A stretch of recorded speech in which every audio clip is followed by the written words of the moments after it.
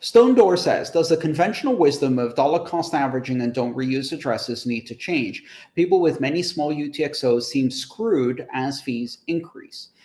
Stone, so glad you asked that, because this is a very, very critical issue that has gone unnoticed by many and is not being discussed. And as you say, the conventional wisdom has misled a lot of people into making this mistake. So dollar cost averaging means that it's best to buy your Bitcoin at regular time intervals, regardless of price. So rather than putting in a lump sum of whatever you have now, putting in a bit at a time, say investing every Monday afternoon, regardless of what the price is doing, will give you a better on average price, the dollar cost average, meaning your cost basis in dollars for the acquisition of that asset. And it's a technique that traders use in many, many different assets. Not reusing addresses has more to do with privacy and security than anything else, but often people combine these two things.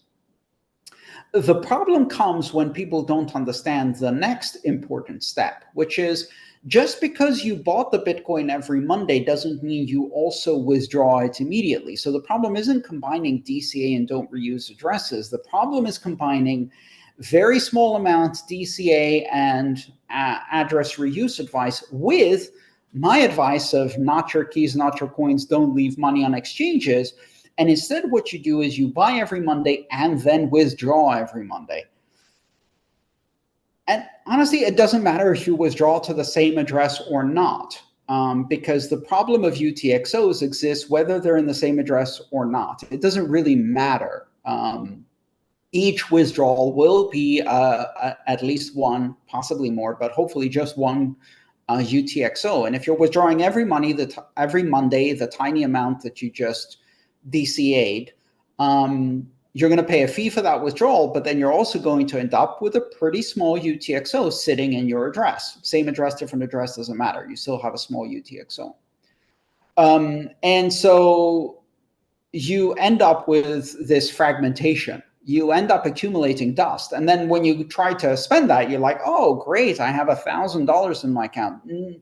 Yes, but what you don't realize is that you don't have $1,000, you have 10,000 10-cent UTXOs. And to spend 10,000 10-cent UTXOs, you need to make a transaction with 10,000 inputs. And that transaction is going to be a jumbo transaction, a whopper of a transaction.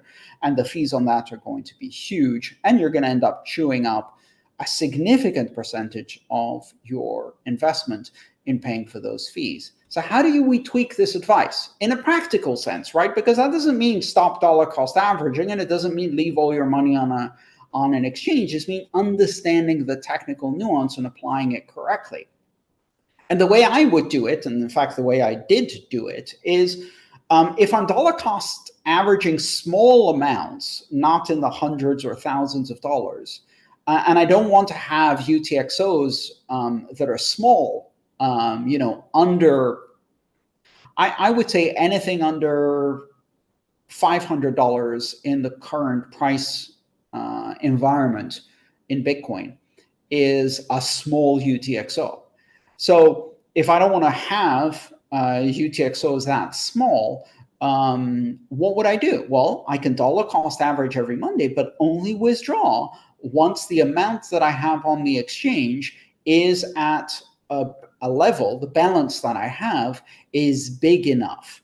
Then when I withdraw, that is sent to me as a single UTXO of the total amount that I've dollar cost average. Still dollar cost average. My cost basis is still the every Monday price on average, averaged out over however many Mondays I've been doing this. So I've achieved the dollar cost average goal, which is to smooth out rapid price fluctuations and volatility and get a good cost in dollars on average for your Bitcoin.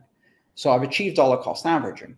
And if I withdraw once my amount exceeds, my balance on the exchange exceeds $500, $1,000, something like that, whatever the number is for you, the number that you wouldn't cry if you saw it disappear, but would also not create a UTXO that's too small and incur too large fees, well, then I withdraw. So you have to find that balance. What is the balance for you, whether UTXO is not small enough to chew up everything in fees, and but it's not so big in balance terms that if the exchange gets hacked, you're going to be losing all your savings, right?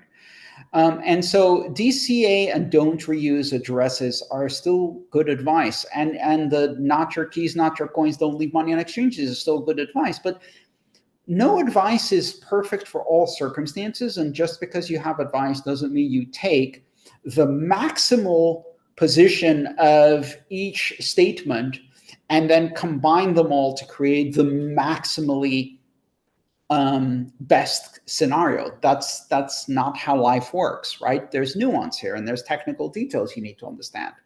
So if you take DCA to the extreme and you take don't leave money on the exchange to the extreme, and you take don't reuse addresses to the extreme, you end up with a very messy wallet with tiny UTXOs spread a lot of addresses and very high fees. Ethereum, and the Internet of Money series. If you'd like to support my mission of bringing education about Bitcoin and open blockchains to as many people as possible under open, free Creative Commons licenses, please consider subscribing to my channel and supporting me on patreon.com/AANTONOP. Thank you.